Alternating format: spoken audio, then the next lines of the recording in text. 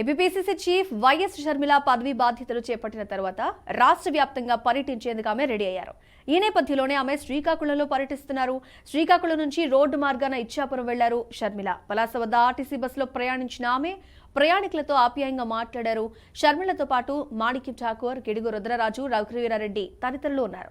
BJP ప్రభుత్వంపై తీవ్రస్థాయిలో మండిపడ్డారు షర్మిల. బీజేపీ పార్టీ మతతత్వ పార్టీ అని, వాళ్ళని స్వార్థ రాజకీయాలపై అని తెలిపారు.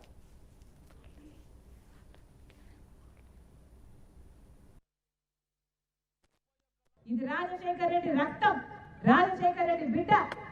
వాళ్ళతో మాట్లాడిన తర్వాత వాళ్ళ మనసు అర్థం చేసుకున్నాక చెప్తున్న మాట. ఇంకొకటి చెప్తున్నా, రాజశేఖర రెడ్డి గారు బీజేపీ పార్టీకి వ్యతిరేక. రాజశేఖర రెడ్డి గారు ఏనాడు బీజేపీ సిద్ధాంతాలతో ఏకీభవించలేదు. ఎందుకంటే బీజేపీ పార్టీ ఒక మతతత్వ పార్టీ కాబట్టి. ఎందుకంటే బీజేపీ పార్టీకి తెలిసిన రాజకీయం వల్ల ఒక మతాన్ని రెచ్చగొట్టాలి, ఇంకో మతాన్ని అవమానించాలి. ఇదే బీజేపీ పార్టీకి తెలిసిన రాజకీయం. మతం పేరుతో చిచ్చు పెట్టాలి, ఆ మంటలో వీళ్ళు చలి కాచుకోవాలి. ఇదే బీజేపీ పార్టీకి తెలిసిన రాజకీయం.